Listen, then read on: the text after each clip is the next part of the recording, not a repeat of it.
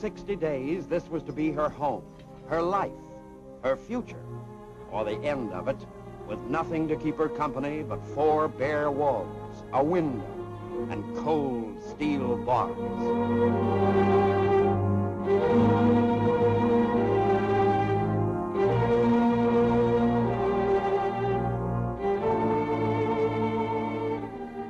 60 days and every day the same. Up when darkness dies, to bed while it's still day. The same monotonous routine.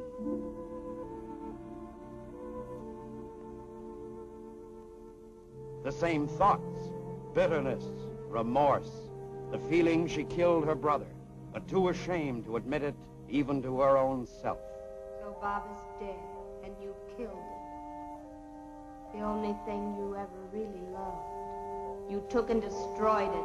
He was so young, and you never gave him a chance to live. He's dead, and you killed him. You killed him. Kid killer.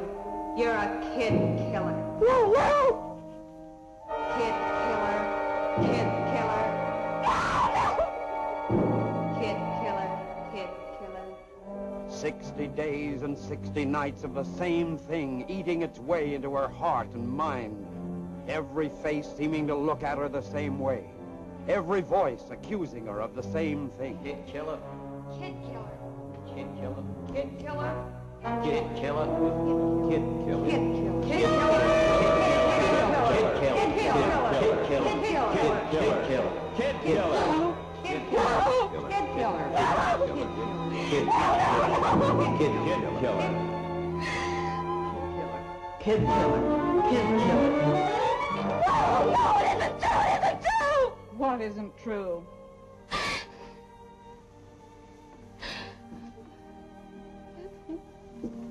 You better calm down.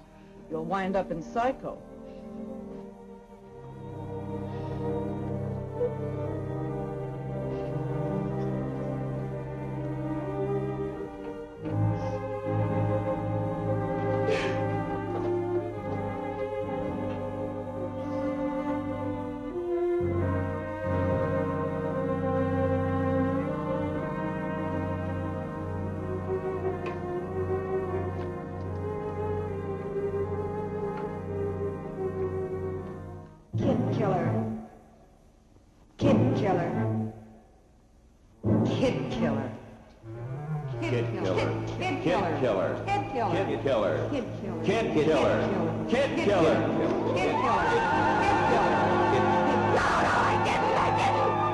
Are you all right, Anne? Yes, of course. Every day it was the same. And the nights became living nightmares. Kid killer. Kid killer. Kid killer. Kid killer. Kid killer. Kid killer. Kid killer. Kid killer. Kid killer. Kid killer.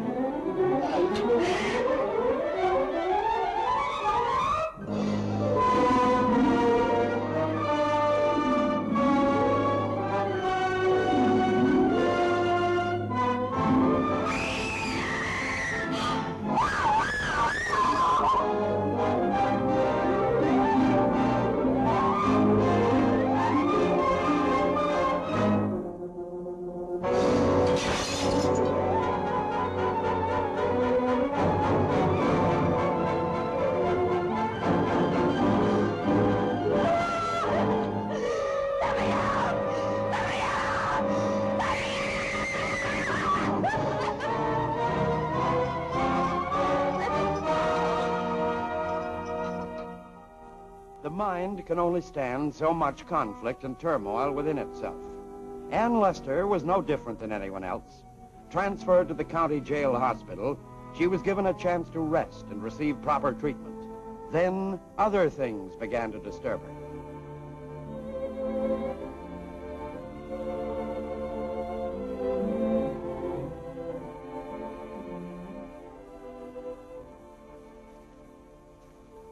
You sure nobody's been here to see me? Nobody. And I've seen lots of girls like yourself come and go. First, it's 60 days. Then it's 6 months in and 6 months out. If you add it up, it becomes half a lifetime.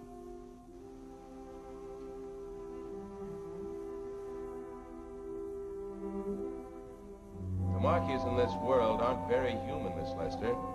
They use people to get what they want out of life. A guy like me, you might even go places. I know a lot of people. Right time. And when the people are no longer able to serve their purpose, the Marquis walk out on them. You might even call me a sort of Santa Claus. I could turn your life into a nice, big, beautiful sleigh ride. By that time, it's too late. You're destroyed.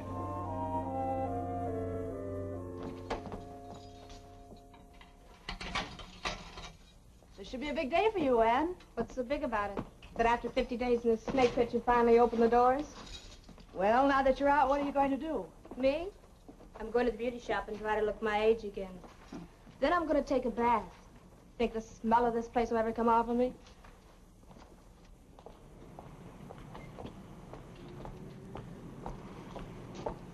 Welcome home, beautiful. Hello, Marky. You must have been a good girl getting those 10 days off. How else can a girl act in a snake pit like that? We have a lot to talk over. 50 whole days. And nights. That is a real noble thing you did, not talking. I appreciate it. And a friend I do business with appreciates it, too. I didn't do it for him, for you, for nobody else but little me. I've got lots of life to make up for. The only thing I'm interested in from now on is money. You learned a lot in 50 days. That isn't all I learned. I may even be able to get my hands on some of that money. Big money, Marky. What they do? Let you out at night to roam the streets? No. I decided to become real domestic. Stayed home every night. Meet lots of people. The profitable kind. Well, it's very interesting. What's the pitch on this? Skip it. I'll work the angle myself. Compared to this deal, you're fooling with nickels and dimes. There's a certain party here from the East, fronting for a big syndicate. At the moment, they're looking to tie into some of that stuff.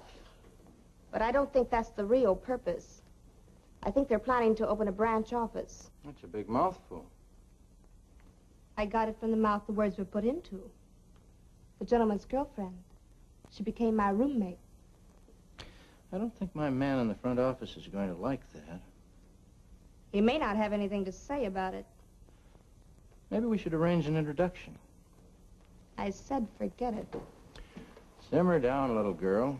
We're partners, remember? Could arrange for me to meet this party.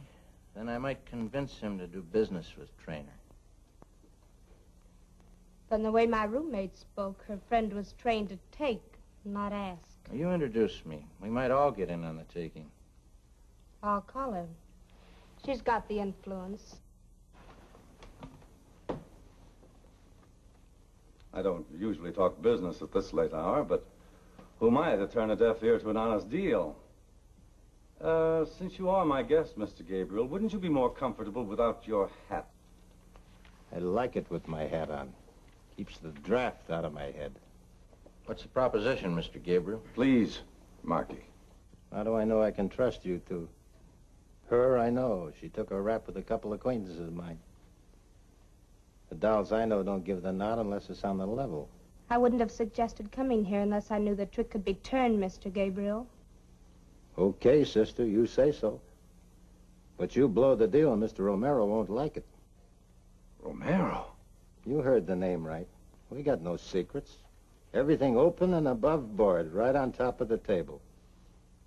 Backed by cash on the line.